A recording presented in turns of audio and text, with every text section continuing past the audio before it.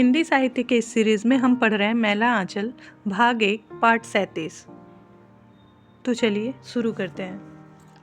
तहसीलदार विश्वनाथ प्रसाद जी के दरवाजे पर पंचायत बैठी है। दोनों तहसीलदार के अगल बगल में बलदेव जी और कालीचरण जी बैठे हैं। बाभन राजपूत के साथ में बैठा है। यादव एक ही ऊंचे सफेरे पर, अरे जी बेसर मोची भी उसी कंबल में बैठा है। बस अब रास्ते पे आ रहे हैं। देखो आज तहसीलदार हरगौरी किस तरह हंस हंस के कालीचरण से बातें कर रहा है, मानो एक प्याली के दोस्त हैं। हाँ तो यादव को अब जमाहिर लाल भी छतरी मान लिए हैं। कौन बोल सकता है? बावन दास कौन जात है? कहाँ है बावन दास? पुरैनिया गया है। आज पंचायत के दिन उसको रहना चाहिए। अरे भाई बाहरी आदमी फिर बाहरी आदमी ही है। उसको इस गांव की कौन सी ज़रूरत है? यहाँ नहीं वहाँ। लेकिन कालीचरण? डोमन ठाकुर कहता है, सुनो ठाकुर नाइलो, टोले और राजक टोले से एक एक आदमी अपने ऊंचे सफरे पे बैठने के लिए चुन लिया जाए। आओ डोमन भाई, अपने टोले से किसको चुनते हो? बोलो, तुम ही आओ। और रजक टोले से तो प्यारे लाल हैं ही। आओ प्यारे। कालीचरण प्यारे को अपने ही पास बिठलाता है। तो ये बात है, तहसीलदार विश्वनाथ प्रसाद जी सुपारी कतरते हुए कहते हैं। जमाना बहुत ख़राब आ रहा है। जो लोग अखबार गजट पढ़ते हैं वही जानते हैं कि कितना ख़राब ज़माना आ रहा है। बंगाल की तरह अकाल फैलेगा। बंगाल में अकाल के बारे में नहीं जानते? अरे चरवाहा सब गाता है, सुने कि नहीं? बड़ जुलूम कइले अकलवा रे, बंगाल मुल्कवा में 4 करोड़ आदमी मरल। पूछो कालीचरण से। बलदेव भी कहेगा कि बंगाल के अकाल जैसा अकाल कभी पड़ा? उम्र ज़्यादा होने से क्या हुआ? जो लोग अखबार नहीं पढ़ते हैं वे दुनिया की बातों से वाकिफ कैसे हो सकते हैं? मैं ही पहले से यदि कर कचहरी कटिहार पूर्णिया नहीं जाता तो कूपमंडूक रहता। कुएं का बेग देखो, सरकार सभी धान वालों को धान वसूल रही है। क्यों? सरकार को पूरा डर है कि अकाल फैलेगा, इसलिए अपने हाथ में बरबरखत के लिए पूरी स्टॉक रखना जरूरी है। अरे तुमको तो 3 आदमी की फिक्र करनी पड़ती है, तो साल भर बाप बाप चिल्लाते हो। कभी इंद्र भगवान से पानी मांगते हो तो कभी सूरज भगवान से धूप उगने के लिए कहते हो। नौकरी करते हो, कर्ज लेते हो, और जिसको पूरा भारतवर्ष हिंदुस्तान की फिक्र करनी पड़ती है, फिर उसकी क्या हालत होगी। अभी तुरंत ही सभी लीडर जेल से निकले हैं, तुरंत मिनिस्ट्री लिया है। यदि अकाल पड़ गया तो सूरज मिलने वाला है वही नहीं मिलेगा। यदि मिलेगा भी तो उसकी सारी ताकत तो लोगों को खिलाने में चली जाएगी। इसलिए हम लोगों के लिए धरती से ज़्यादा अन्न उपजाना चाहिए। अभी मान लो कि कर कचहरी फौजीदारी करके तुम खेत में दफ़ा 144 लगा देते हो, फिर 145 होगा। इससे ज़मीन में धान का रोपा नहीं जाएगा, खेत पड़ती रहेगी और अन्न होगा ही नहीं। इसके बाद मालिक लोगों से ही यदि धान मांगोगे तो कहाँ से देंगे मालिक लोग? अपने खर्च के लायक धान मालिकों के पास होगा नहीं, और सरकार वसूल करेगी लाठी के हाथ से, कानून से। बड़े मालिकों के बाखरों में चमगादड़ जुड़ेंगे। और हमारा यही कहना है कि सभी भाई आपस में विचार करके मिल के देखो कि किस काम से भलाई है। अरे तो यह पंचायत सिर्फ बेजमीन को ही सीख देने के लिए बैठाई गई है। चुप रहो। तहसीलदार जी जो कह रहे हैं नहीं समझ रहे हो। पक्की बात कहते हैं तहसीलदार, काबिल आदमी है। अरे आज ही कालीचरण और बलदेव आया है ना। पहले तो हम लोगों के आँख कान नहीं यही थे। इन्हीं के साथ यहाँ बैठकर गजट में सुना था कि नेताजी सिंगापुर में पुरुष विमान पर आ गए हैं। तहसीलदार ठीक कहते हैं। तहसीलदार बाबू माए बाप हैं, आप ठीक कहते हैं। अब आप कोई रास्ता बतलाइए। हाँ हाँ तहसीलदार काका, आप ही जो कहिए। ठीक है। क्या कालीचरण जी? तहसीलदार हरगौरी हंसकर पूछता है। कालीचरण को जी कहते हैं हरगौरी बाबू भी। ठीक है तहसीलदार साहब ठीक कहते हैं। तो भाई हम तो हिंदुस्तान भारतवर्ष की बात नहीं जानते, हम अपने गांव की बात जानते हैं। आप भला तो जग भला। हम तो इसी गांव के कल्याण देखते हैं।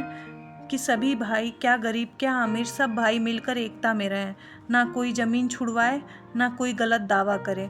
पहले जैसे जोतते अभाते थे वैसे ही आबाद रहें, न रसीद मांगे न नकदी के लिए बर्दाश्त करें। दोनों को समझना होगा। क्यों हरगौरी बाबू, सुनते हो तो अपने मैनेजर से जाके कह देना कि हुजूर अब होश करें।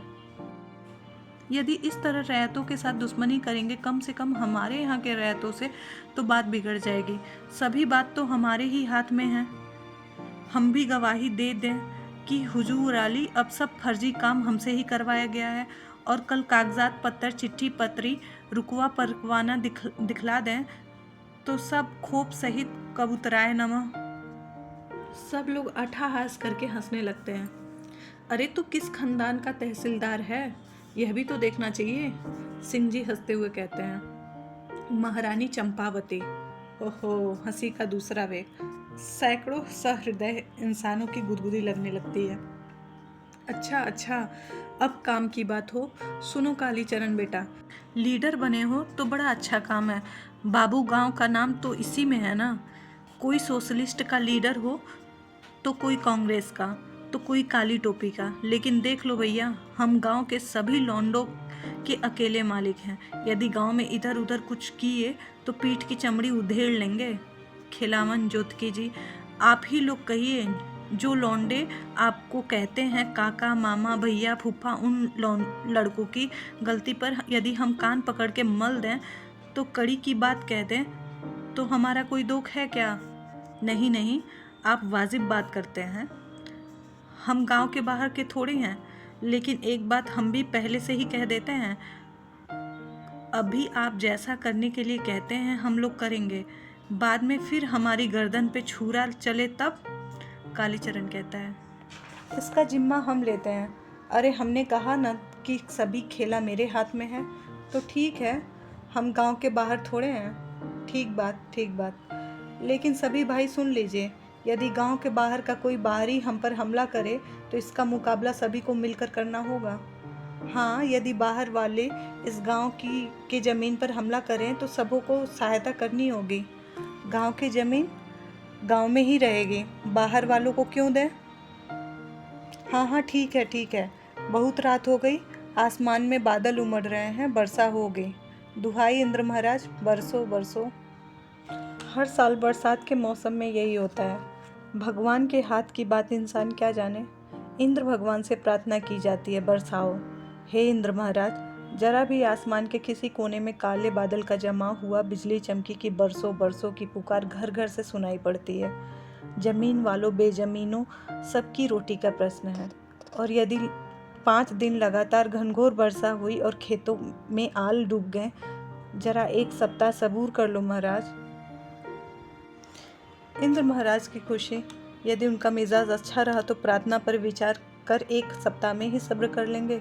मौके पे वर्षा होती गई, धूप भी उगती रही तो धान रखने की जगह नहीं मिलेगी।